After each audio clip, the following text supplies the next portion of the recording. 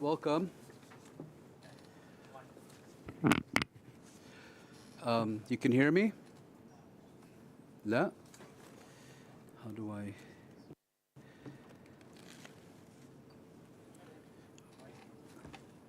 Oh. Yeah. On behalf, is my voice carrying through the speakers? No? You hear him? Yes? Okay. Yep. Not down there. You can't hear me? Yeah. Well, I don't know. Is there a volume? They can't? Yeah? Okay. So we'll start. Welcome. On behalf of the Center for Conflict and Humanitarian Studies, it is my distinct pleasure to welcome you to this seminar on Europe and the War on Gaza, Responses and Dynamics. To help us get a better understanding of the topic, we're privileged to be in the company of two seasoned specialists and practitioners, Alistair Burt and Kare.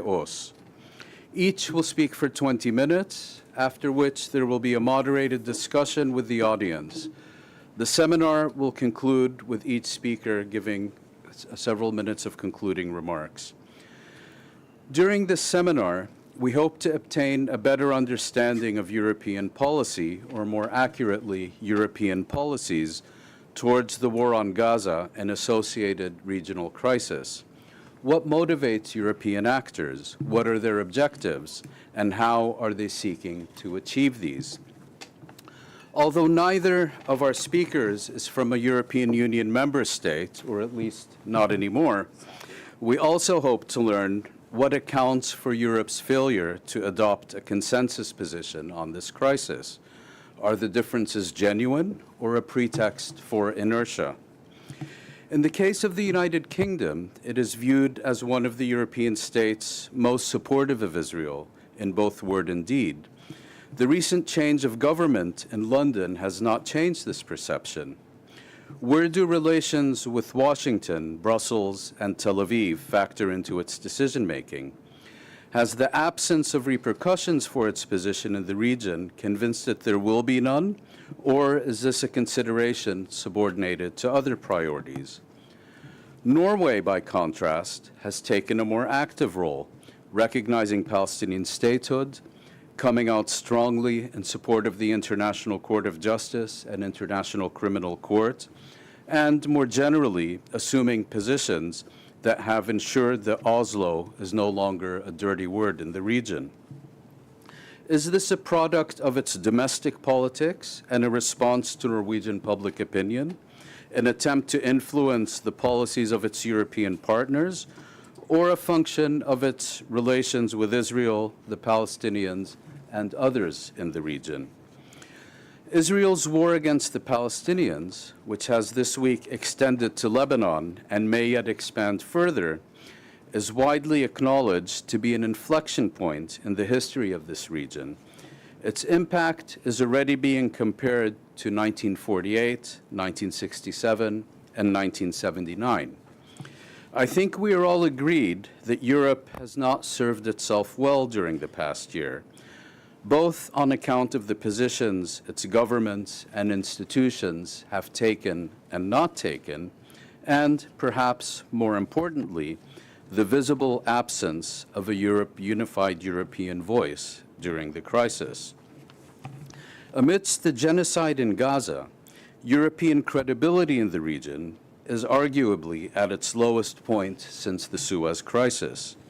Its promotion of human rights, the rule of law, and associated values, once respected by people throughout the region aspiring for a better future, are today cynically mocked for their hypocrisy, buried beneath the rubble of Gaza.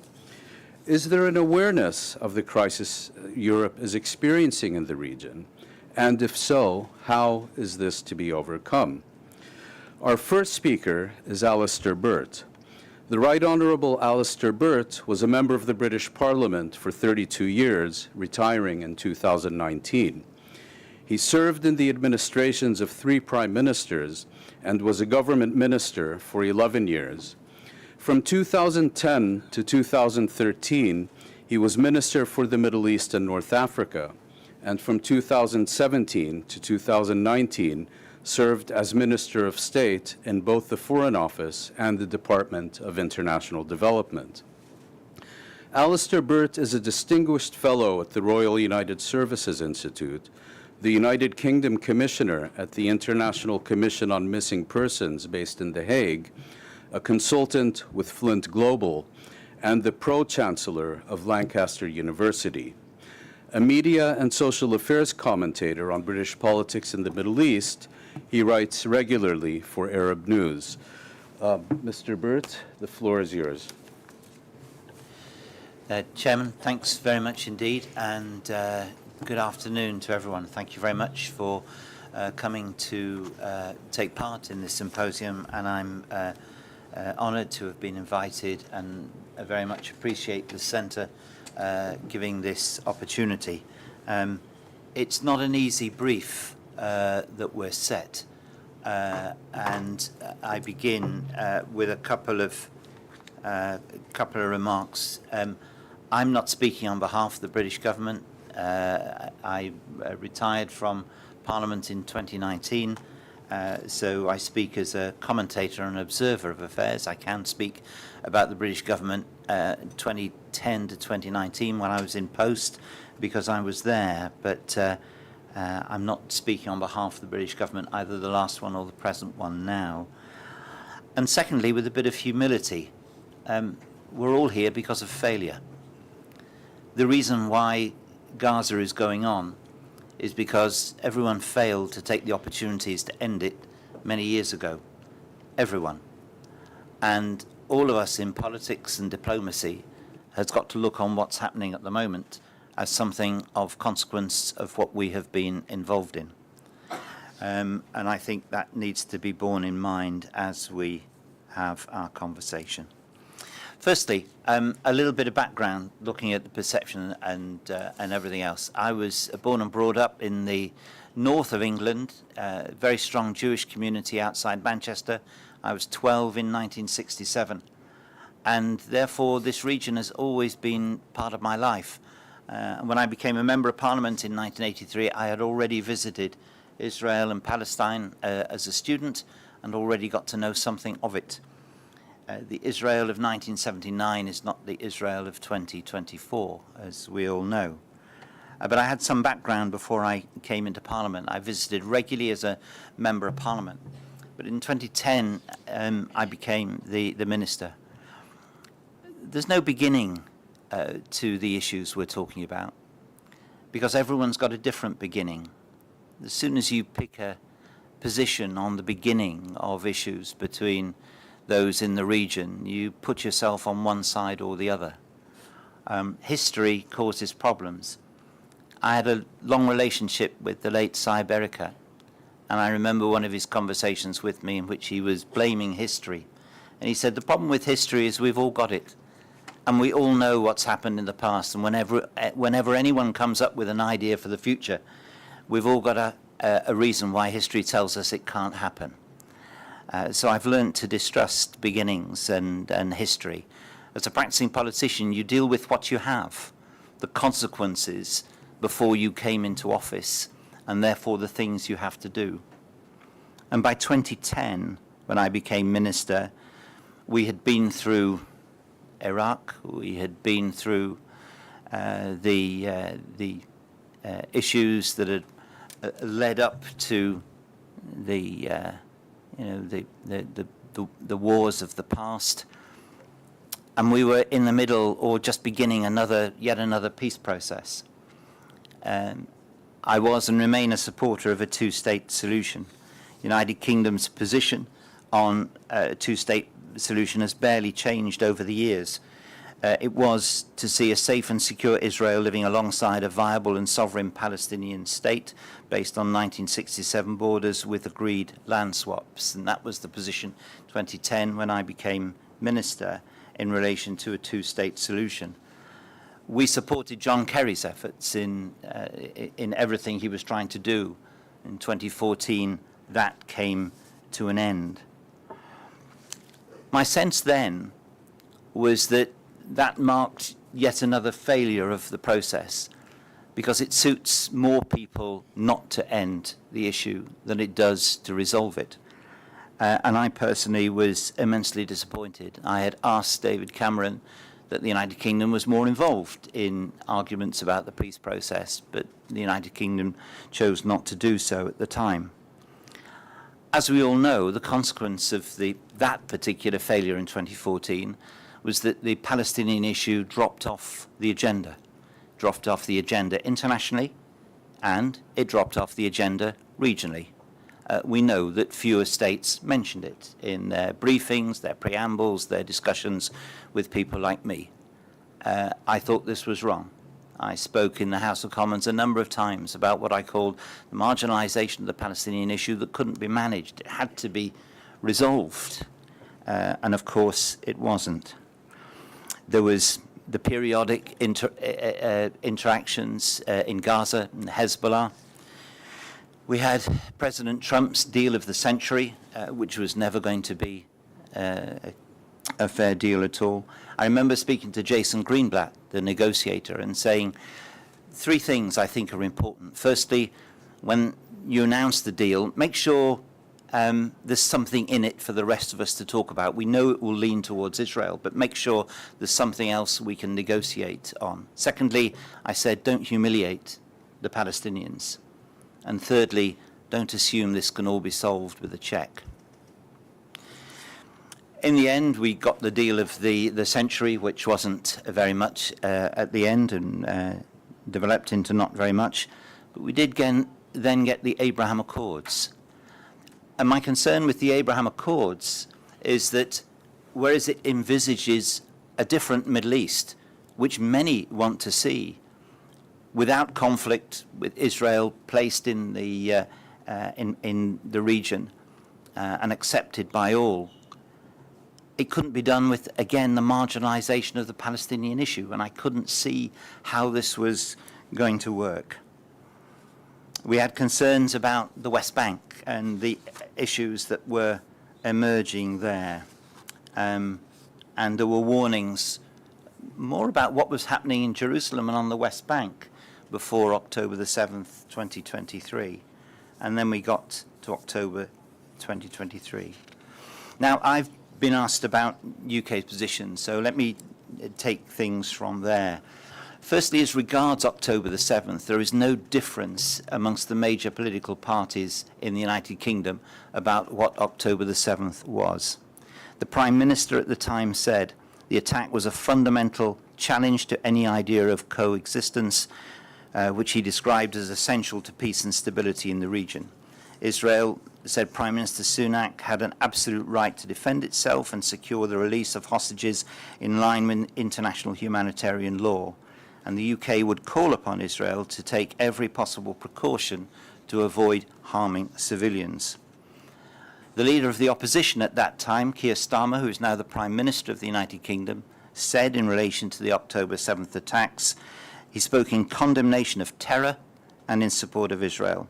He said that Israel had the right to recover those taken hostage by Hamas and to defend itself in accordance with international humanitarian law. So there's no difference in the political establishment in the United Kingdom about how October the 7th was seen. The United Kingdom priorities at that time were to, firstly, try and prevent escalation of the issue, the deployment of forces, because there was a recognition that the risk of escalation was great even then. The United Kingdom wanted to act. There was increased humanitarian aid for the occupied territories and also calling for greater humanitarian access to Gaza. And work went on to support stability in the region and again continue the efforts to urge the only solution possible, the two-state solution. Deputy Foreign Secretary Andrew Mitchell said in relation to the conflict as it went on, he said, "We have a very clear plan for how we bring this conflict to an end. We have a temporary pause. We turn that into a sustainable ceasefire. We see Hamas leaders removed from Gaza. We see the terrorist infrastructure taken down. That is the way to have a political process that brings the war to an end. But we have to be aware, if that doesn't work, we have to think about what is plan B. What can humanitarian and other organizations do and make sure that if there is a conflict in Rafah, that people can achieve safety, they can get food, they can get water, they can get medicine, and that people are kept safe. So right the way through the conflict, the position of the United Kingdom government was to seek to prevent escalation, to do all it could to ensure that humanitarian aid got in, to argue and vote in the UN for a sustainable ceasefire to see an end, and to say that only a diplomatic solution at the end of the day was the way forward. At the same time, it was becoming clear that the situation on the West Bank and in Jerusalem was getting worse. Now, away from the spotlight, the situation in the West Bank had been changing over time. And again, I think this is something that the international community will look back on with deep concern. I hold a view that although the United Kingdom said very clearly, as did others on many occasions, that the settlement process was illegal and a barrier to peace, there were no consequences of that. It's now clear to me that one of the political consequences were that those in Israel who were advocating the settlement process believed that they could do so with impunity. If there was no action taken against the creation of outposts, then settlements, then they might as well go on. And I think this political attitude of impunity grew, and eventually we saw the creation of parties dedicated to it, and then eventually in the Israeli government, Ben-Gvir and Smotrich able to advocate their policies at the highest level.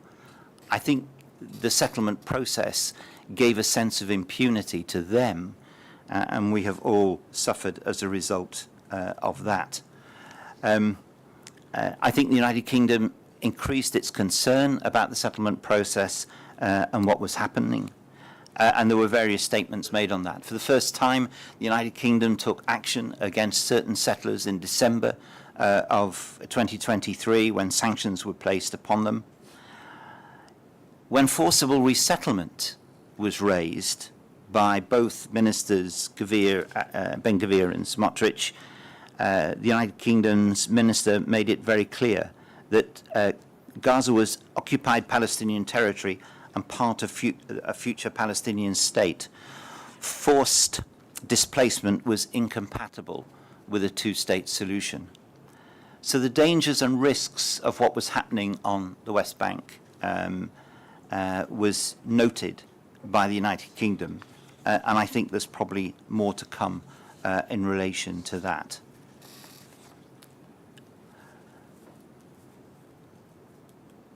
This conflict has had a greater impact on the British population than any similar that I can remember, and certainly produced the largest protests since the Iraq issues of the early 2000s.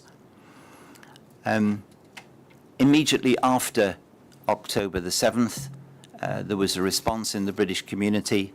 Protests began quickly, even before there'd been Israeli reprisals. But once the Israeli reprisals got going, then the protests increased. Large protests in London, certainly the largest since Iraq. There was a heightened sense of anti-Semitism and Islamophobia. It was the Jewish community in Britain that felt most threatened, and the government took steps to protect them and give support to them. But there was also an increase in Islamophobia. And people in the United Kingdom noticed that this conflict was causing issues in British cities in a way which we hadn't seen before. And that's because the demographics of the United Kingdom are markedly different from its demographics in the 1960s, 1970s, and beyond.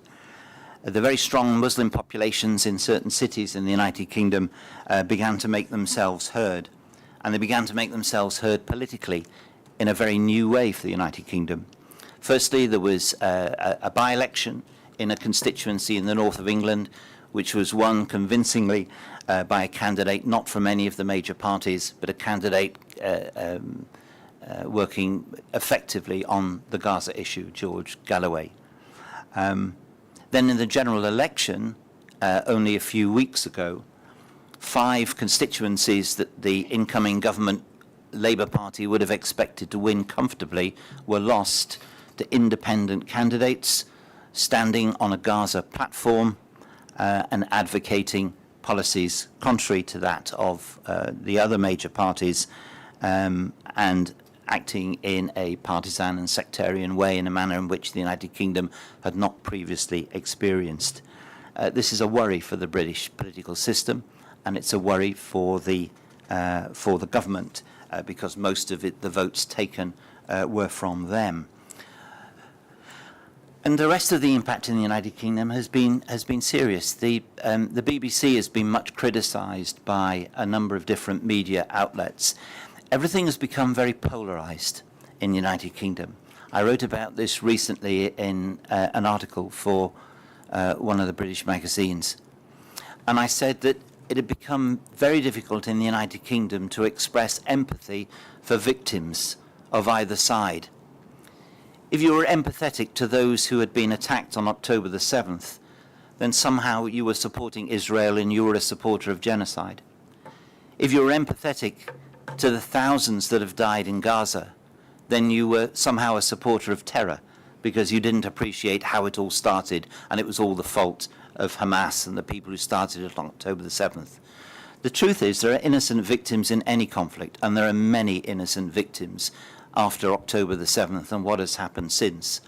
But the deliberate polarization of the situation to make it impossible to have empathy for victims and to be solely placed on one side or the other makes it more difficult to find a solution. If you've built up walls that can't be penetrated because of polarization, then you're making it more difficult to get to a solution in the end. And I've seen that happening not only in the United Kingdom, but in other places as well. This is something to cause great concern. After the general election, British policy, government policy has changed in certain ways. Firstly, the aid through UNRWA, which the Conservative government had stopped in January last year, that was ended by the incoming Labour government, quite rightly. That aid should have been restored. It should never have been stopped, and it should have been restored some time ago. Secondly, a decision on arms sales. A small number of arms licenses, 36 arms licenses out of some 350, were up for review by the Labour government. This is the first time it had been done for some years. It wasn't unique. Previous Conservative governments had stopped arms shipments to Israel in the past. The Labour government has done this in relation to a small amount of arms because, as the Foreign Secretary said, he could not be certain. He said there exists a clear risk that they might be used to commit or facilitate a serious violation of international humanitarian law. And thirdly, the reference to the International Criminal Court, which the previous government had objected to and put a hold on, that was removed by the incoming Labour government. So there's been a shift in UK position in relation to those three things, which I think is of significance. Lastly, though, because I'm just coming up to the time before questions, and my colleague will speak next, where are we now? The Chairman referred to things that the United Kingdom might have on its mind. Global South. I'm acutely aware of how the UK's position has been interpreted by many states. The inability to bring this to a conclusion and our distinction between what Israel is legitimately allowed to do and going beyond the bounds of humanitarian law is a position not accepted by all. There's a contrast made with Ukraine, of which I think we are well aware. I think the new government is well aware of this. We're not the only country to be guilty of double standards, and we're not the only country to have found ways to deal with Israel that others may not wish to deal with. And we're conscious of that as well. But we are aware of how this has affected the UK. The relationship with the United States remains very strong, but we are prepared, it would seem, to take a different position from the United States. I don't think anyone should assume that the US and the UK position will remain absolutely tied together, and certainly there is a widespread concern in the UK that a return of President Trump to the White House would lead to further differences between the UK and the US. But above all, the United Kingdom will press for what is the only way out of this, and it is a negotiated solution which will see an independent Palestinian state alongside an independent Israel. Neither of them are going anywhere, and the sooner people can appreciate that, the better. The occupation has to come to an end. There has to be an end of an idea that Judea and Samaria will somehow become magically part of the Israel of the past. It's not going to happen, and I foresee greater international sanction being taken in relation to that. But equally, there is no future with trying to extinguish the state of Israel either. And everyone's got a vested interest in trying to make this come about. And that means regional powers that allowed the Palestinian issue to slip down the agenda in the recent past have got to make sure it's at the top of the agenda now, and that all other states have got to recognize the importance of this.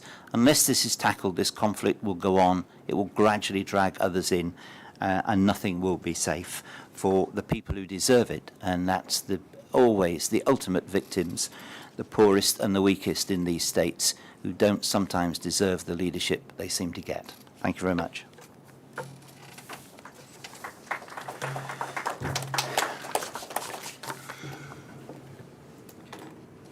Thank you very much. Kare is a Norwegian diplomat and strategic advisor with 40 years of service in the Norwegian service with postings in Chile, Geneva, and Brussels. He was Director General of the Department of Security Policy and the High North from 2003 to 2008, and a Norwegian member of the Board of the International Atomic Energy Agency, IAEA, from 2005 to 2007. He holds a degree in political science from the University of Oslo and has served as political director in the Ministry of Foreign Affairs from 2010 to 2014.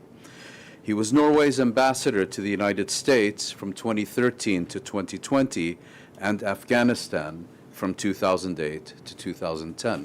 Sir, the floor is yours. Thank you, Chair, and thanks for inviting me. Pleasure to be here. Norway and I personally have a long collaboration and friendship with the Center for Conflict and Humanitarian Studies, its director Ghassan Elakot and his colleagues, and it goes years back. And Ghassan, thank you very much for inviting me to this symposium. It's also a pleasure to be back in Doha, a place I have been many times when I was the ambassador to Afghanistan and during my years as political director of the Norwegian Foreign Ministry. And the reason why I visited Qatar and Doha that so frequently was because it was here we met with the political commission of Taliban. And as a parenthesis, just to say that Norway was probably one of the first countries to engage with Taliban in a political dialogue. And as I said, it took place here. Just before I left Norway yesterday, I was also informed that Norway and Qatar already exchange and cooperate on conflict resolution in places like Gaza, Afghanistan, and Venezuela.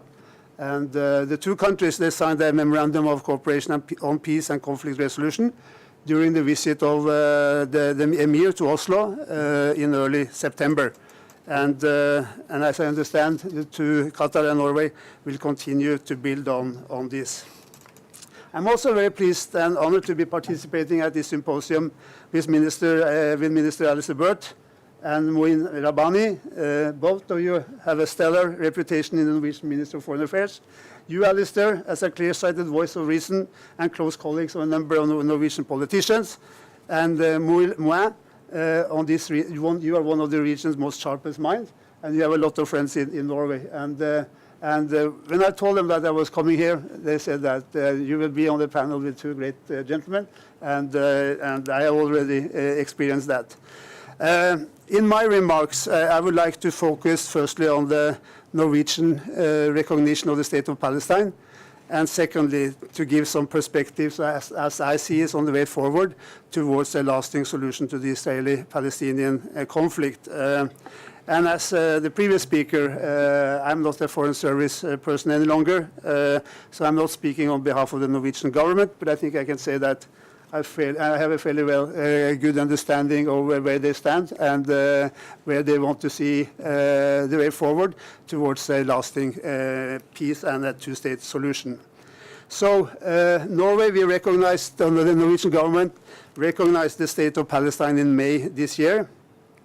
And the Norwegian message was that the Palestinians have a fundamental independent right to self-determination, and that both Israelis and Palestinians have the right to live in peace and security in their respective states. And as many of you probably know, solving the Israeli-Palestinian conflict has been a Norwegian foreign policy priority for decades. And the Oslo Accord back in 1993 was one important step forward, as it outlined the way forward towards a two-state solution. Then I would like to say that what we have seen sort of in most of the years after the Oslo Accord was signed is that both Israel, and I would say regardless of governments, and the Palestinian leadership have been satisfied, or at least lived well, with the status quo.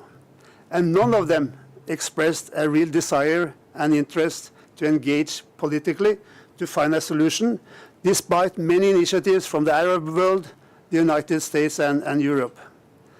And I must say that to me personally, it was deeply frustrating to experience the lack of political will during my years in Israel from 2020 to 2023.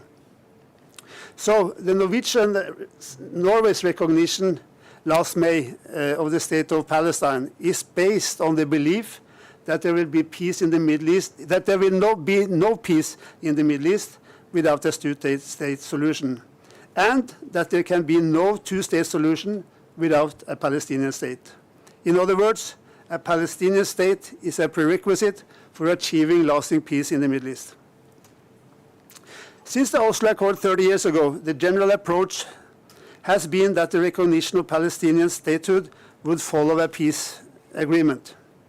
But as I said, and as the Prime Minister said in May, he argued that the developments on the ground, not least after October 7th, had demonstrated that this approach, this strategy of negotiation first, Palestinian state later, had not worked.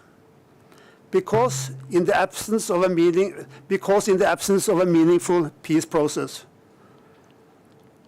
We have seen that terrorism and violence from Hamas and other militant groups had undermined the trust necessary to negotiate.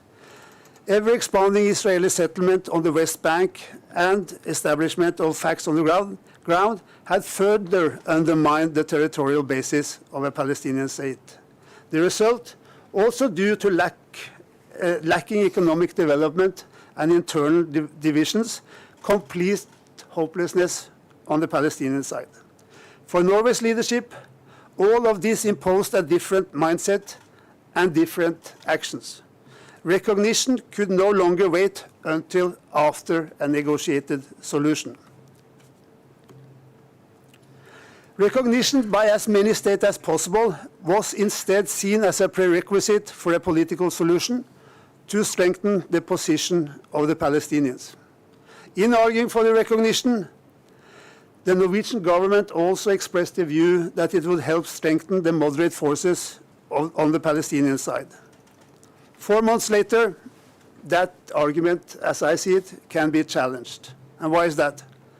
Despite some promising reforms undertaken by Palestinian Prime Minister Mustafa, the PA is still associated with corruption and bad governance. Political elections have not been held for many, many years, which means that the will of the population is not heard. It could probably be claimed that the Palestinian leadership is more marginalized than ever from their own population. When recognizing Norway's hope was that not least that it would give greater weight to encourage other countries to recognize Palestine, following the logic as I described. What we have experienced, however, is very little progress in that regard. Only Slovenia and Armenia have followed Norway, Spain, and Ireland. Big countries that have been leaning in this direction, like for example France, are still on the fence, and it appears very unclear when they would be ready to recognize. I would not hold my breath. And Israel has also been very efficient by targeting states that have recognized, like through the closure of the Norwegian representative office in Palestine, to dissuade others from doing the same. We have always also experienced that sort of when we recognized, just some weeks after that decision was taken, the Israelis, they called back their ambassador from Norway. So no Norwegian ambassador to Norway for Israeli ambassador to Norway for many, many months. And also the sort of the political dialogue we have had with the Israeli leadership, being that the Netanyahu government or previous governments, it's not longer happening. We have relations with the Israeli government on a working level, but no political contacts for the time being, I would say as a result of that recognition. However, in fairness, I believe that if the Norwegian Minister of Foreign Affairs was present, he would say that you should still give some more time before determining whether Norway's bet was off. On the Gaza war, I would just like to say that, as we all know, the Gaza is left in absolute ruins, with tens of thousands killed, injured, and maimed, and thousands unaccounted for under the rubble. It is almost impossible to fathom the scale of the suffering and destruction. The security of both Israelis and Palestinians has been further undermined, and the stability of the entire Middle East is under threat. The war has led to increasing unrest in the West Bank. It has led to growing tensions between the countries in the region. The way I see it, the situation in the Middle East has not been this grave in many, many years. Regional escalation is likely. The last few weeks' development between Israel and Hezbollah have opened a new phase on the war. And I must say that it's very disturbing what is happening in Lebanon as we are gathered here. For different reasons, I do not believe Hezbollah nor Iran want a full-scale war or further escalation. But even small spark risk triggering reactions that will turn the region ablaze. To me, Israel is playing a dangerous game. It is of utmost importance that all parties know their responsibility to avoid an escalation that spirals out of control. The chair, he made a reference to sort of the popular support, and that was also being mentioned by my colleague, Alistair. I would say that seen from Norway, there is, and Alistair also said that there's a sort of lot of polarization regarding the Gaza war. I think that's the situation is quite different in Norway. We have some sort of polarization, but not like we see on the European continent. I think that is related to sort of there is a fairly sort of broad consensus about the recognition question, and also the decisions the government has taken on ICC and the International Criminal Court of Justice, and also there was a reference here to UNRWA. Norway never stopped over development aid to UNRWA, the financial support to UNRWA, and we also encourage other countries to sort of to continue their support for UNRWA, and we are pleased to see that is happening. And Alistair also referred to sort of what the UK government have done. On the way forward, if you allow me, I would like to say a few words on that. A ceasefire, as we all know, must be put in place. Necessary to avoid killings and suffering, and to allow food, water, medicine, and humanitarian aid, and to get the hostages back to Israel. Unfortunately, the efforts of Qatar, Egypt, and the United States have not succeeded so far, but I think it's very, very important that they continue. Then I would say that more pressure must be on the parties, and I think that stronger European pressure must be put on Israel and the United States. And I think that the key question is really related to arms delivery and financial support. But however, we see that the Europeans do not have a common position when it comes to the conflict and the war. Then I mean, sort of, after a ceasefire, a security force should be deployed to Gaza to protect the Palestinian population and to avoid new rocket and missile launches towards Israel. The mandate and composition of such a force must be decided. Many look to participating countries from the region. And many of you know better than I do if there is a political will in the region to participate in such a mission. And then a ceasefire must be combined with reconstruction of Gaza. Bombed hospitals, schools, mosques, roads, electrical grids, and pipelines must be rebuilt. Time is, of course, of the essence. There is no time to waste after the war is over. And the reconstruction must be speedy and effective, and also to avoid then that Israel obstruct what is then going to do when it comes to reconstruction. And also, I just I heard the other day that sort of, if the current pattern continues in Gaza, with no children being able to attend school, Gaza will be without students that can start university in 3 years. Take it in. The universities are not only bombed out, but there will be no students that can attend.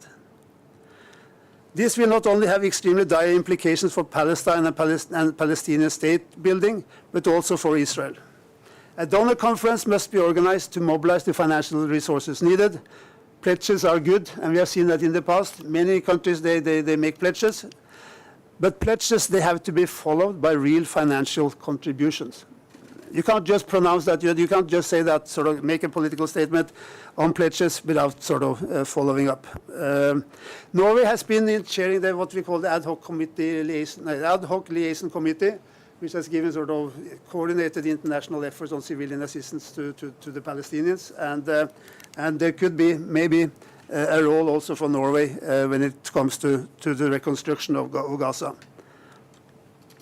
So, then I would like to underline that it is crucial that the region and the international community continue to address the need for a lasting political solution. The Palestinians cannot once again be forgotten as they have in the past. That brings me to my next point. Israel and Palestine need responsible political leaders. Leaders with a vision to bring peace and stability and opportunities for their populations. It's difficult to see where these leaders are right now, but new leaders are a prerequisite for a viable two-state solution. Then I think that a lasting peace and a two-state solution must become part of a broad regional stabilization, meaning that the Arab countries and Israel must normalize their relations and the region recognize the state of Israel. As we heard from Alistair, this process began in 2020 with Israel normalizing with the United Arab Emirates, Morocco and Bahrain, the so-called Abraham Accords.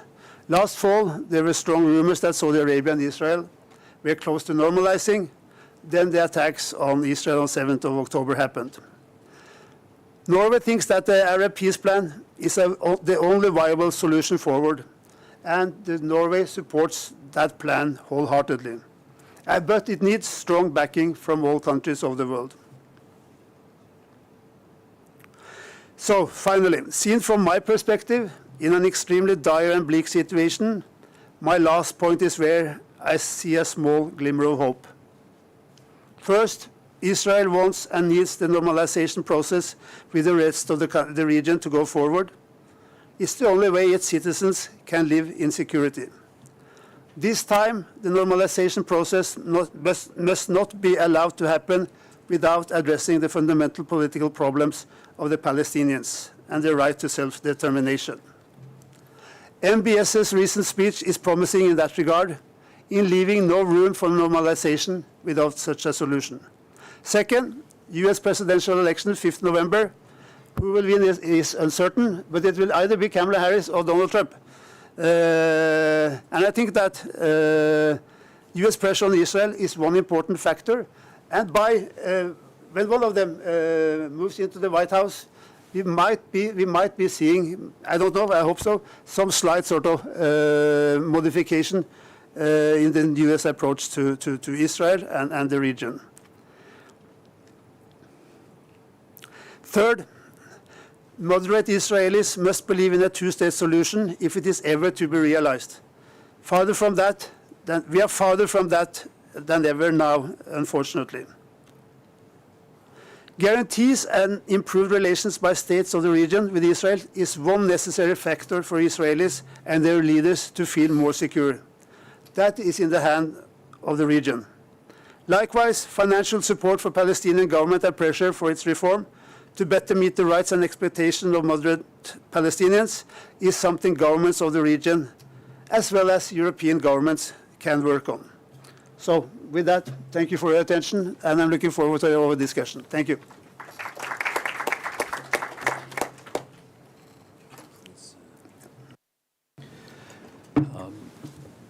Thank you very much to both our speakers, and we will now have take questions from the audience. And while you consider questions, perhaps I could start with one for both of you. Both of you came out strongly in support of a two-state settlement, but also identified the failures for achieving one since negotiations began in the early 1990s. Against this background, and the growing belief, certainly among many Palestinians, that the two-state settlement has been transformed from a political outcome into a fig leaf for reality, what would you recommend to make this a serious endeavor? Is it, for example, the kind of measures that Norway has taken of recognizing a Palestinian state, or would it be some of the things that you, Mr. Burt, have suggested? How would you see turning this issue into a serious endeavor? Okay, thank you, Chairman, and it's nice to get the easy questions first. I think before October the 7th last year, I'd heard many voices saying that the two-state solution was just off the table. What was sought was one state, with the rights issue becoming more important than territory and nationality. This was coming from some in the because the way the United States was moving on the issue. Post October the 7th, I have heard from voices in both Israel and Palestine that the damage done by the nature of the assault on the 7th and the nature of the reprisals since has damaged trust to an enormous extent.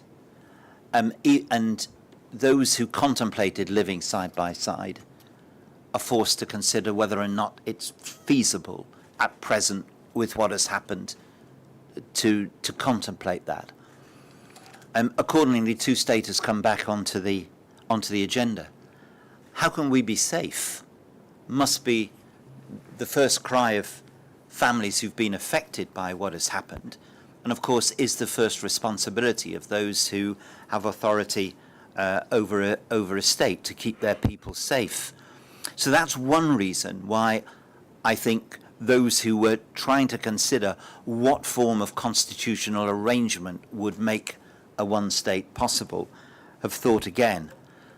And I honestly have never been one who believed that you could devise a one state of the whole territory in which everybody would have equal rights and opportunities. I could not see the leaderships of either actually creating that situation. That's why I've always believed that for all its difficulties, that a two-state was better.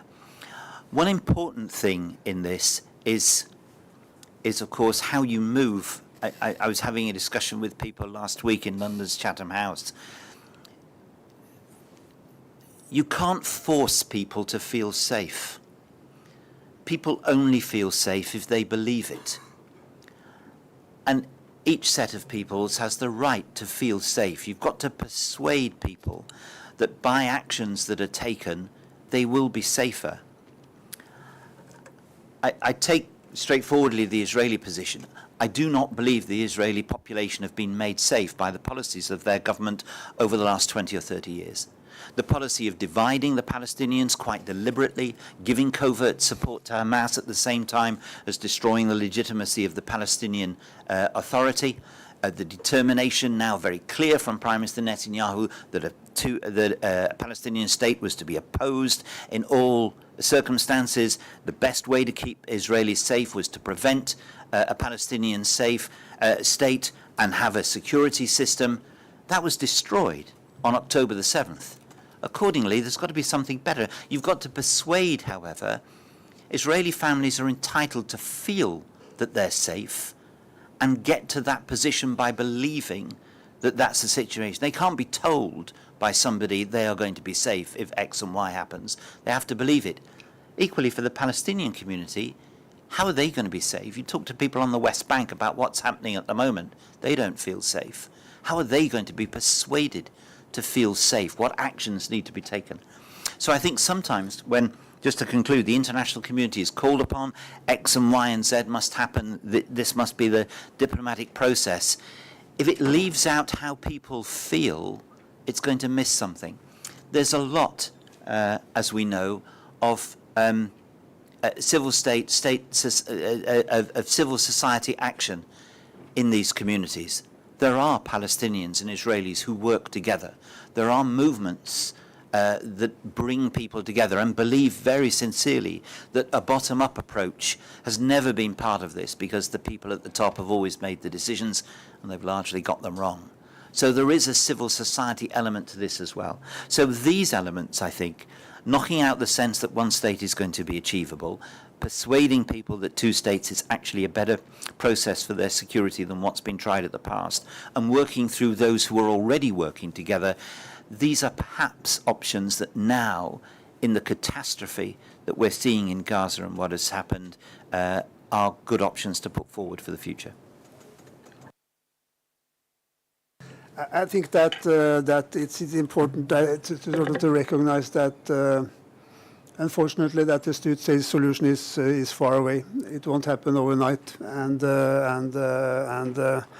my fear is that when you have a ceasefire, when the day of a ceasefire, when that happens, that the international community will run away from the Palestinian issue once again. I hope that will not happen. So I have been sort of advocating for a long time that the parties, Israelis and Palestinians, they are not able to make that commitment and make that two-state solution. They have been trying that, but they haven't. I think that sort of the international community for many years have been less interested in the two-state solution than doing trade and business with Israel. And technological cooperation, research, and all that.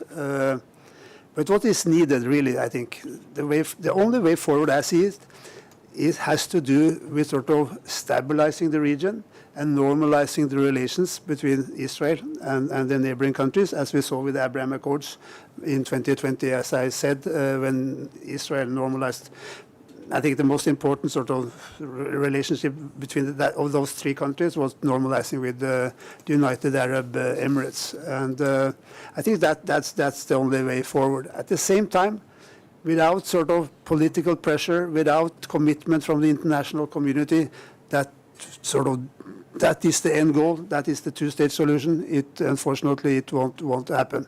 I'm not so sure about, as you referred to, Chair, about sort of the recognition, whether that is the recognition of Palestine, whether that is sort of the Norway did it, but I think that what we have seen after we did it, I think that this has made Norway less of a player in the region these days, since we don't have that political dialogue with Israel as we have had for so many years.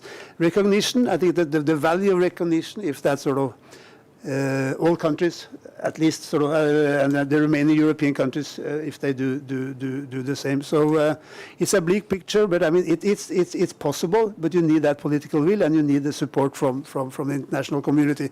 And I would say, I'm not sure whether Alistair agrees to that, but I think that sort of decisions taken in Washington D.C. Will obviously also impact the position of European countries for sure. Thank you. Do we have any questions from our audience? Yes.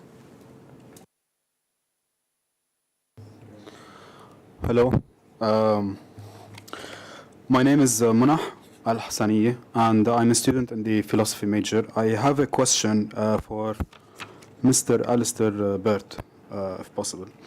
Sir, you opened with failure that is well perceived, and there seems to be a high level of awareness of this failure. And you also stated that the position with regards to the stance where the UK stands is not accepted, and there are double standards, there were crossing boundaries, and these all seem to be well aware. And I will now ask a question related to Gaza, the failure, and I would like to expand to include Lebanon, if possible. So there has been a lacking or failure in terms of predicting this catastrophic event in Gaza, and now the same is happening in Lebanon, especially with the number of casualties, 500 in 2 days specifically. Even though there seems to be an awareness of this failure, yet no credible action was taken to address this. What is the UK policy to prevent the same failure in Lebanon now that the war has expanded from Gaza to Lebanon?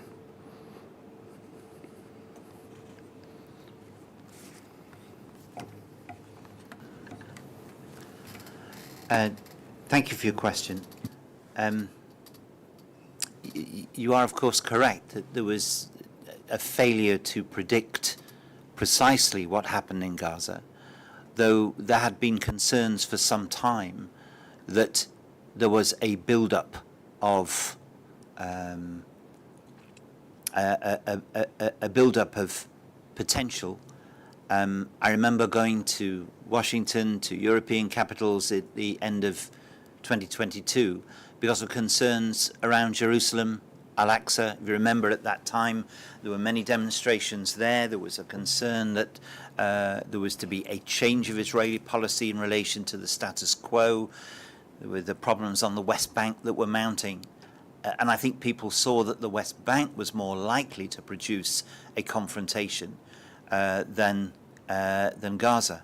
But the prediction that, as both the ambassador and myself had mentioned, the marginalization of the Palestinian issue, not just by Western states, but by everyone in the region as well, had led to that sense of frustration building up. And if it doesn't have, as it should have, legitimate political horizons, then we all know and fear what might happen in consequence. The response afterwards, of course, has been what's been the most difficult.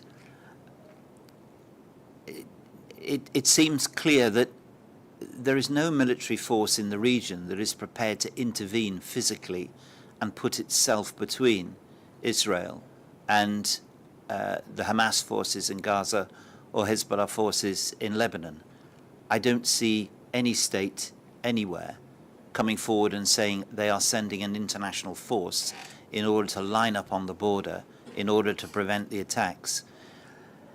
When this is done, it's through the UN, as of course is already the case in Lebanon. The British government's position, as I understand it, over the past few days, continuing their sense that an escalation is potentially even more catastrophic than what we've already seen.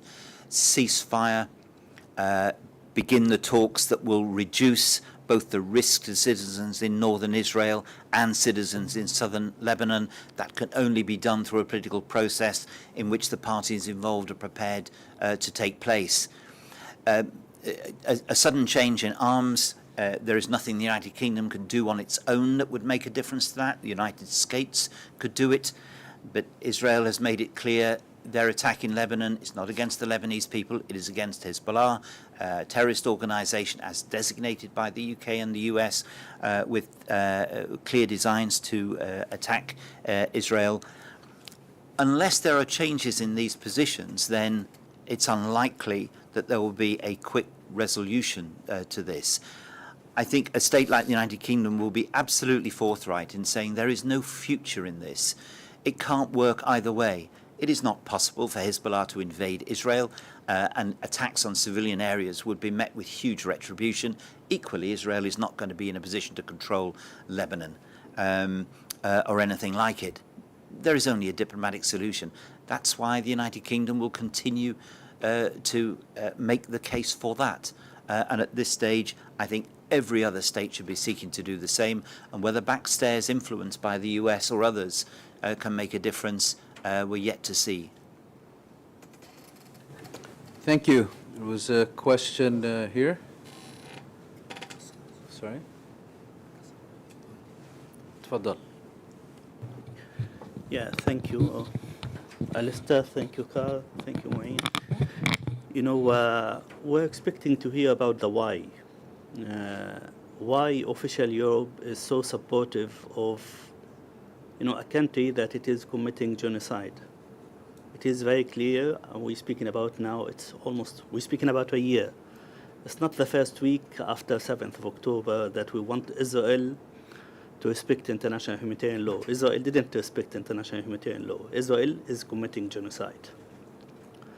Lancet has said that, you know, the number of people who have been killed in Gaza, it is something around the 200,000 now. It's not only those who have been killed by the Israeli missiles. You know, speaking about other people that they have been killed.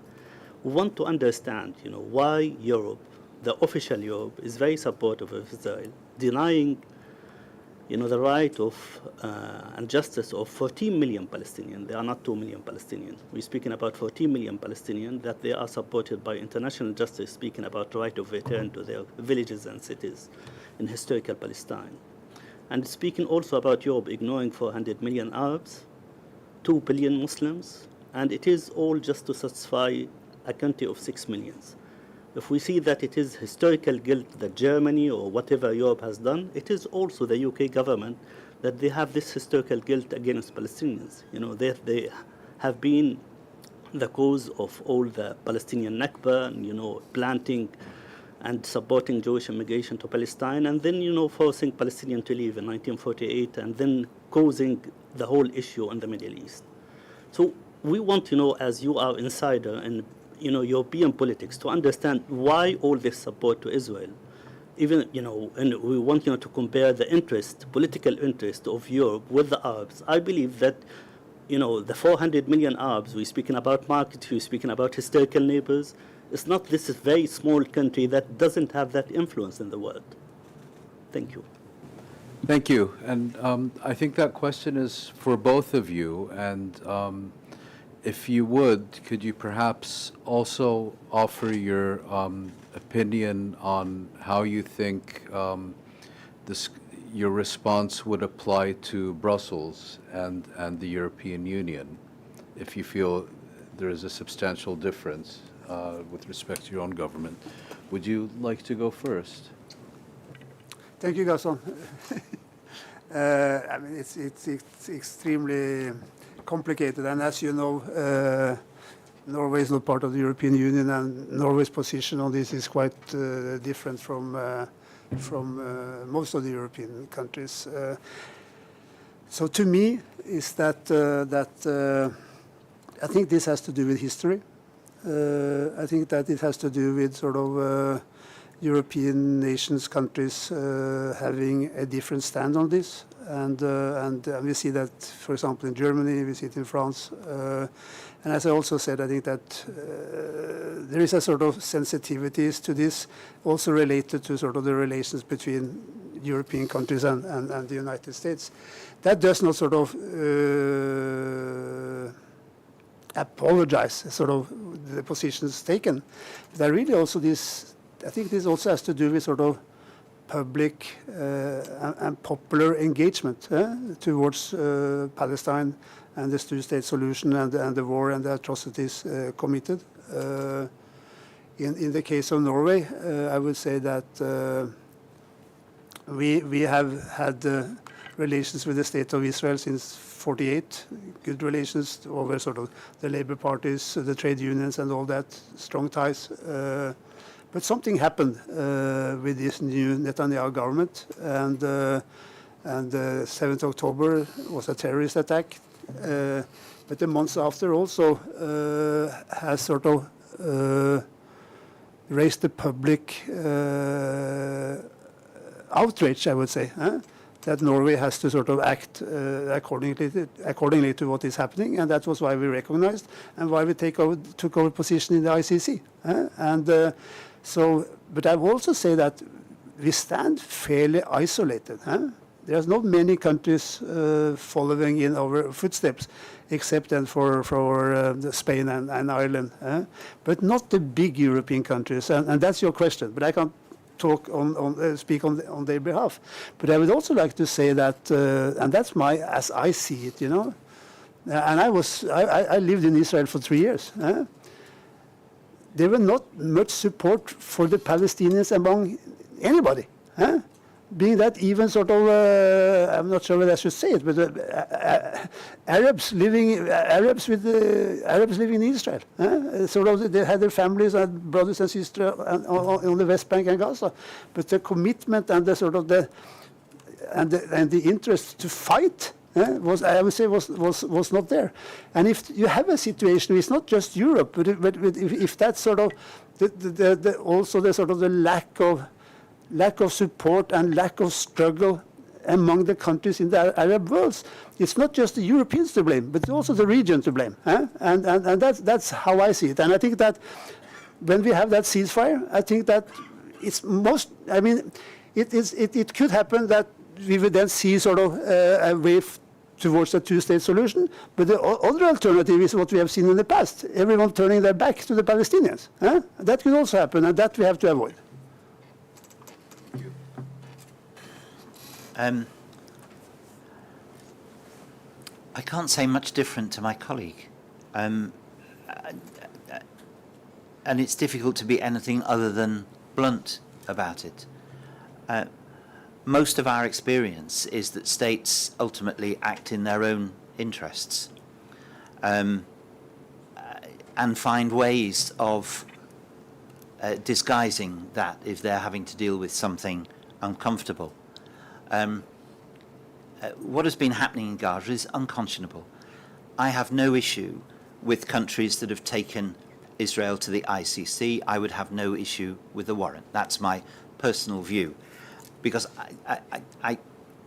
I'm left with the conundrum that if Israel targets a Hamas leader who is in a room with 3 or 4 others, they're going to bomb the room and kill the individual. If that individual is surrounded by 150 women and children, my sense is that the logic of the Israeli position is they would still bomb. Now, we know that the IDF dispute that very vehemently, and I suspect they will have countless occasions when they could have taken action, and they didn't. But we also know of the number of civilian casualties. I don't think it's unreasonable to have that looked at or investigated. Israel wants to be treated like any other state, quite rightly. It talks about the UN with catalogues of resolutions on human rights that it has to face when there are states with infinitely worse human rights records that propel these recommendations and everything else. Israel is right to see double standards there. But equally, if it wants to be treated like any other state, it must be so. And that means it must be subject to ICC jurisdiction and everyone else. And it has to face those consequences. But states' relationships with Israel, as Kare says, history in Europe has something to do with it. That's very real. And certainly explains Germany's position. And states have divided. Austria, Germany, Hungary take a very pro-Israeli position. Others do not. There has been pretty strong condemnation of the impact of what's happened post-October the 7th, as there was of the October the 7th actions themselves, but it still goes on day after day, you're right. But equally, there are other states that could have taken action. Agreements could have been ripped up. Isolation could have been imposed economically by lots of people. It hasn't been. You wonder how far it has to go before these steps are taken. What I will say is states will only act together. A state will not put itself at a disadvantage by going out on a limb. And sometimes going out on a limb doesn't make any difference. As the ambassador has said in relation to Norway's recognition of the state of Palestine, its precise effect has been nil. States want to do something that will have an impact. And if there was to be action against Israel concertively, then that would make a difference. And that will require the states in the region, as well as European states, to move. I finish, though, just with the glimmer of hope, because I thought, with my experience, that the Middle East was moving towards something different, 2020, 21, 2022, and it was. If states in the region want a conflict-free region, if they want to realize their economic potential, which they do, if Vision 2030 is to happen, if the visions around the place are to be successful, if Qatar is to be successful as a state, it doesn't need conflict. And it's now clear, because there are those interested in stimulating conflict, only if the causes of those conflict are dealt with will it not happen. That's now clearer than it ever was before. And this is the moment to take action. And it's only then that those people who are victims today, maybe they won't have died so much in vain, if this is the last time. But until then, you're in, those victims that are trapped in the rubble in Gaza today and in Lebanon, and those still living in fear in parts of Israel, are entitled to ask of their leaders, why has this not been settled before? You wanted to add something to your previous Chair, response? you made a reference to Brussels, and I forgot to comment on that. And we know that the European Union, they have a high representative. That's an important position for the European Union, but I'm also sure that it's an important for Israel and the region, in the sense that Mr. Borrell, he doesn't have the means necessary to implement what he's saying. And as long as the big European countries, as long as they don't act together, it's very complicated for Mr. Borrell to actually to play an effective role. That was my Thank you. Thank you so much for this lecture. I have a direct two questions to Sir Burt. The first, I can see the absence of the using the word or using the term of genocide of what's going on in Gaza. Don't you think it's a genocide according to the United Nations and according to a lot of organizations who stated what's going on in Gaza since October the 7th is a genocide, giving much attention to the numbers, to the ways of bombing, and to the numbers of kids, children, women, and civilians who are well documented enough to be investigated, as you have mentioned. So don't you think that this is a genocide? This is question one. Question two, I can also observe an absence of giving much attention to the Prime Minister Rishi Sunak when he visited Jerusalem in the beginning of the war, and he stayed for the occasion. He stayed in King David's hotel. And he stated from there that he has the full support for Israel and what's going on. And he stated again and again that Hamas is a terrorist organization, as they classified it in 2021. So the question here is, do you think that the Israeli lobby or the Zionist lobby in UK has much to do, or has a lot of doing or affection on the UK prime ministers, not just the Prime Minister of Rishi Sunak? So it's whether it's from this party or the other one. Thank you. Okay, that's two questions. Yes. Floor is yours. I don't know about genocide. In the term is legally decided by a court, and I think it's a description to be handled with care. In the circumstances that we see, whether or not that description needs to be used to describe what we have seen, I don't know. I'm not sure if it helps a victim, if it helps a potential victim that it's described in a particular way. I said earlier that it was unconscionable. I believe it is. I don't believe it is right that just because someone is targeted, that the quotes collateral damage quotes around them can be discounted. I don't believe that's true. I've not been forced to make decisions in those circumstances, but I think what we've seen in terms of the numbers of people killed has been awful, and the damage that has been done internationally to the reputation of Israel is huge. It's up to a court to decide whether or not it's genocide. I know that it's bad, and I know that it's wrong. I don't know whether it's genocide, and therefore I'm not needing to pursue that. In terms of the Zionist lobby, as you remark, the State of Israel has strong supporters in the United Kingdom because the State of Israel has many threats against it.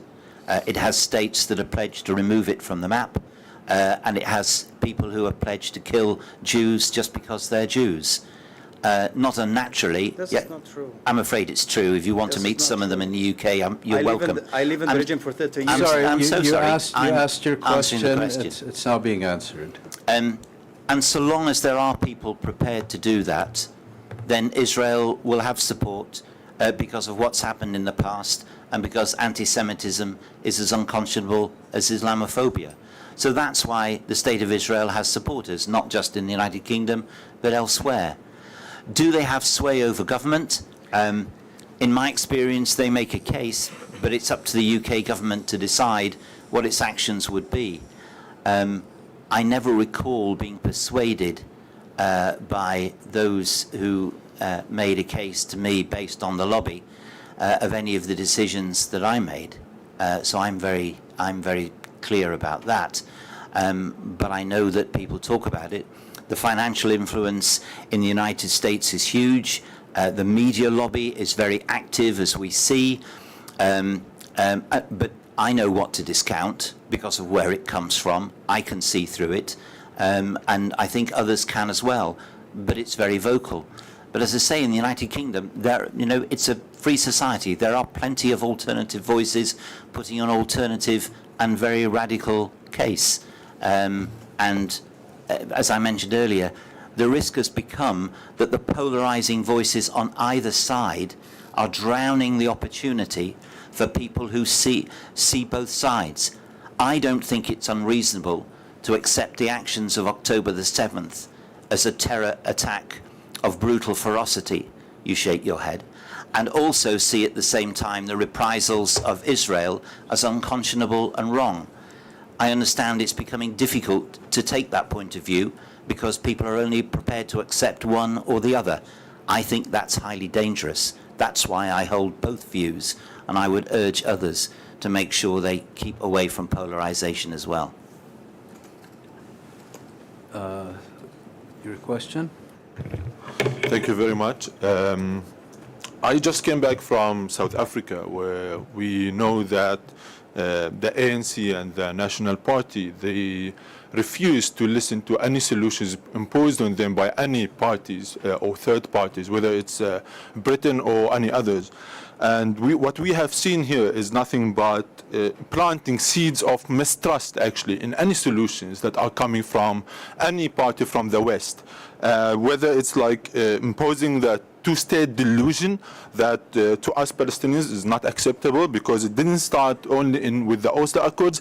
It started in 1940. Sorry to interrupt you, but if you could please ask your question I'm because gonna time ask. is getting short. Okay, thank you.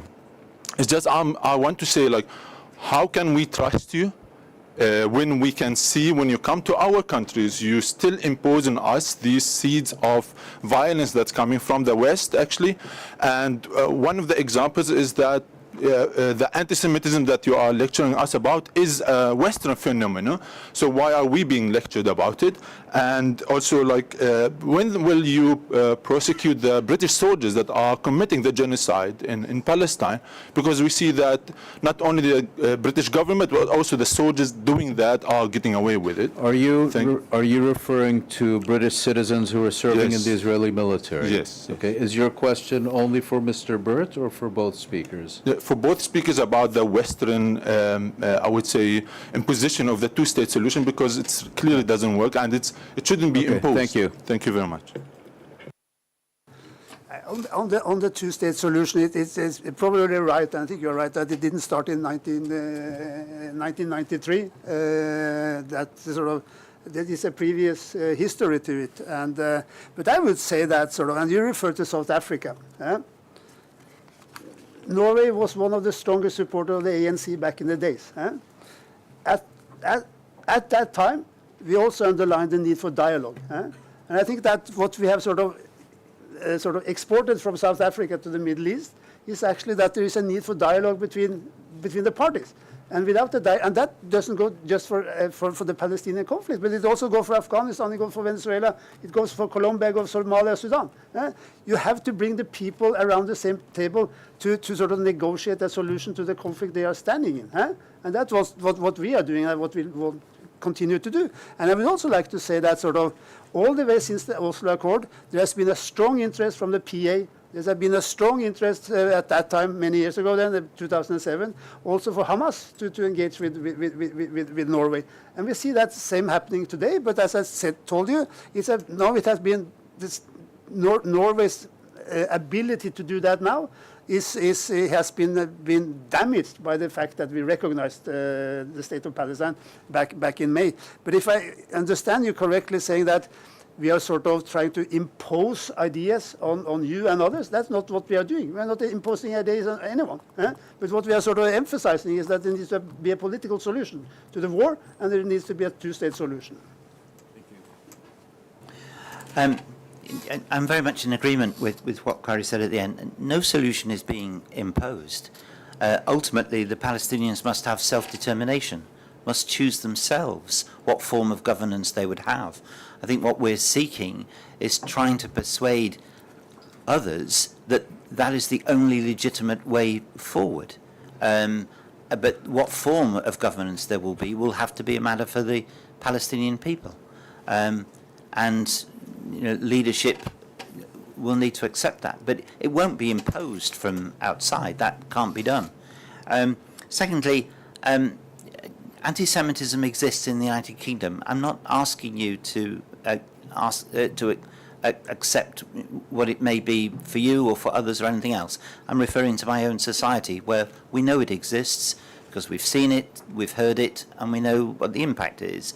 And it has to be dealt with. But we've also seen recently on the streets of Britain riots which have been targeted against refugees and asylum seekers, by and large have not been the same colour or ethnicity as the people who have been on the streets with the riots.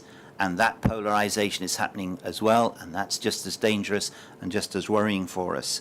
So we will try and tackle it where we can. As far as individuals who are serving in Israeli forces are concerned, I've no jurisdiction over court charges over anyone. That's a matter for others. We have time for two more questions. Here's one, and you. Would it be all right to give the priority to the students? Would that be all right? Okay, please.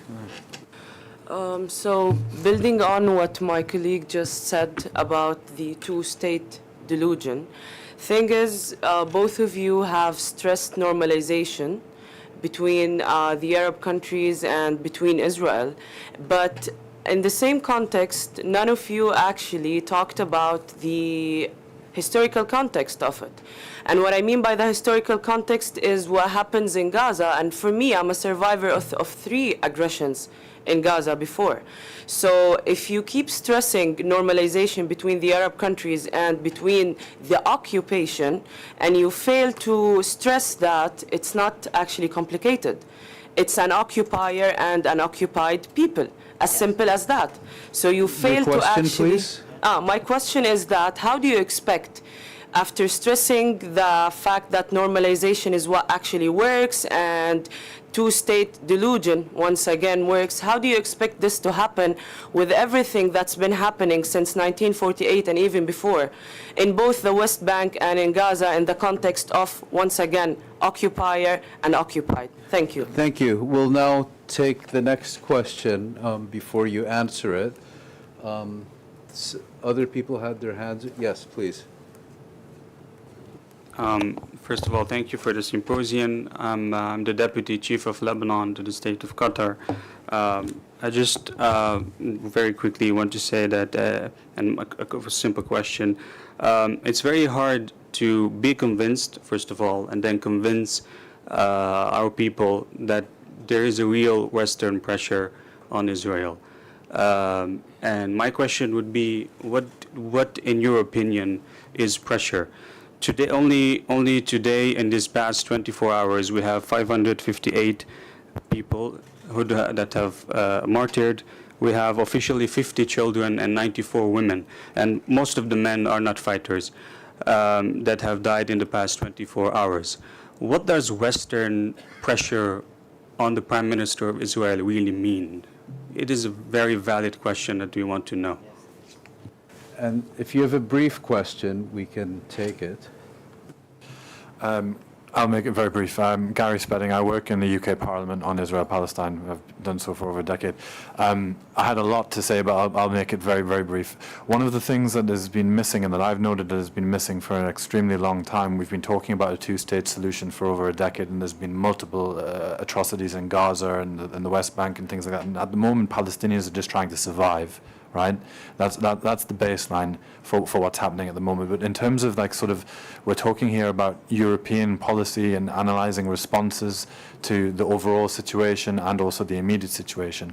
In the UK, for example, for the past decade at least, if you could ask your question, this is the question. This is the question. So in the UK, the policy, the fund that's been available for peace and development has been less than £1 million per year.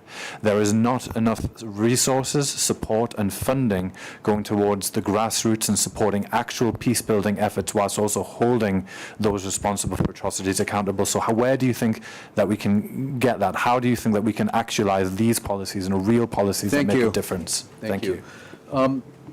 You each have 3 minutes to respond to these questions and any concluding remarks you may have. Okay.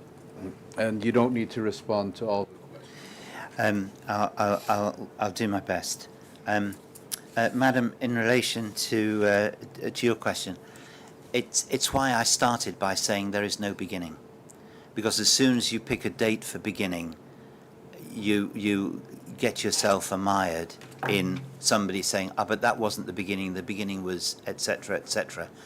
And that's why Saib Erekat said what he said to me about history. I do understand exactly what you say, but the moment you start going back to a particular date, somebody will go back to another and say, but we can't do so-and-so because such and such. I said practical politicians deal with what they have on the table today. And what they have on the table today is a series of states in the region who want to see something different in relation to their relationship with Israel. And they've made that clear by what they've done. I think marginalizing the Palestinian issue in order to get where they did was not correct.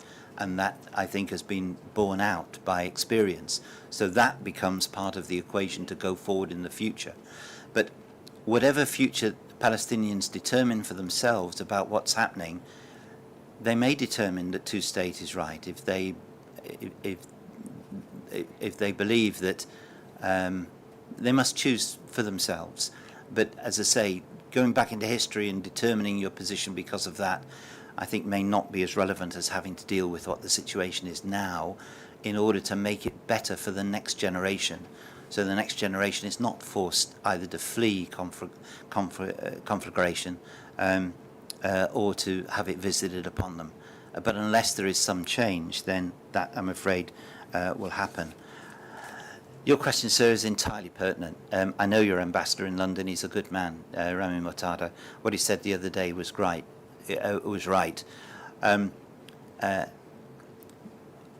Pressure, I think immediate pressure is difficult to apply because the Israelis are going after Hezbollah. Questions to be asked about Hezbollah, of course, its influence in Lebanon, how it has been allowed to have influence over the years. But again, that's going back into history and everything else. You know that better than me. But there are questions about all that and how it's been allowed to have the position that it has, despite all the effort that's gone in to support the Lebanese army to try and give it equal powers in relation to Hezbollah. But nonetheless, you know, the only action that could be taken now would be to suggest isolation of Israel for what's happening, but it won't happen because they're acting against a terror organization, and that will last for a period of time. But again, as you say, the number of people killed who are not connected with Hezbollah, it's impossible. This is the escalation that people feared. But your question is entirely right, and it should be lobbed at every capital in the West about what they really mean about putting pressure on Israel in order to deal with the situation in Lebanon.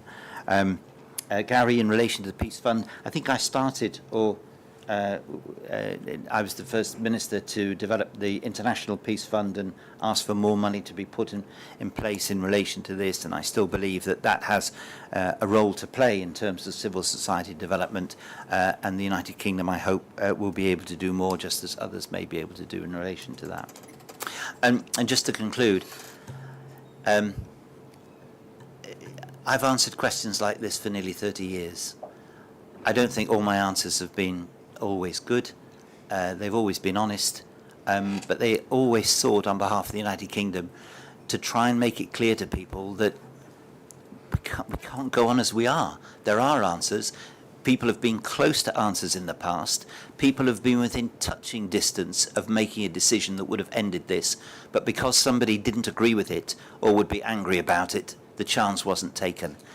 I remember speaking to politicians, Palestinian politicians, putting a case to them and saying they wouldn't accept it. And I said, if your grandchildren suffer because of this, do you care? He said, even if it goes on for 1,000 years, I don't care. We don't do this in Europe.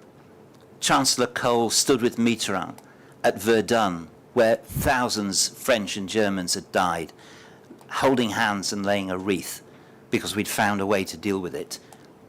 This region doesn't deal with things that way. And we can't impose it on people in the region. But I think the families of those who are suffering today, in whatever part of the region, deserve to be listened to for what answers they want and what they want most in terms of their lives, free of suffering, free of a lack of security, free of the things that have kept people going for generations here. Only they can decide that. We can't decide that for people. And the time of telling everybody away from here it's their fault is really gone. People here have got to find the answers, but demand from people who've been in the region for a long time as well, that if they want to show their friendship, they will be showing their friendship for peace and security, and this time make what's happening today the last time, rather than just another notch on the belt of conflict going forward.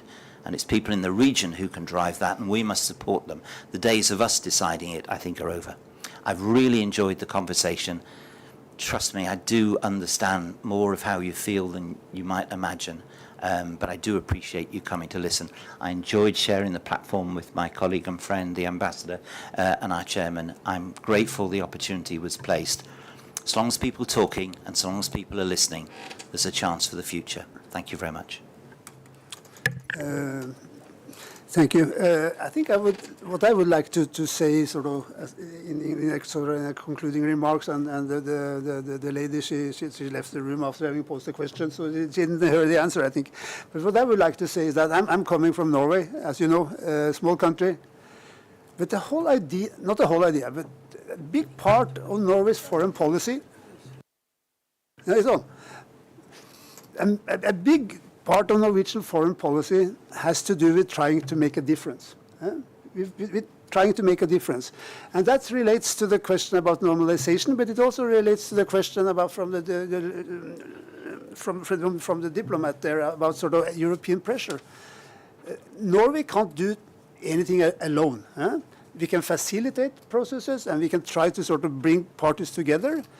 And that is why what we are doing when it comes to the Gaza war and now in Lebanon with the sufferings there is really to try to engage other countries and the region and the parties, which is sort of the key, in order to see what are the options, what are the possibilities to sort of to end conflicts. And I would say that sort of my whole idea for starting to work in the Norwegian Foreign Ministry was actually to see where can Norway make a difference. And I really think that, and I'm convinced that Israel and the Palestinian leadership, they are not able to make that two-state solution by themselves. It has to be supported by the region and it has to be supported by the international community. And then you can say that that's a silly sort of silly approach, taking into account the history of the Palestinians. But still, it might be the only viable solution, and that is also been sort of said by, for example, two countries in this region and Morocco.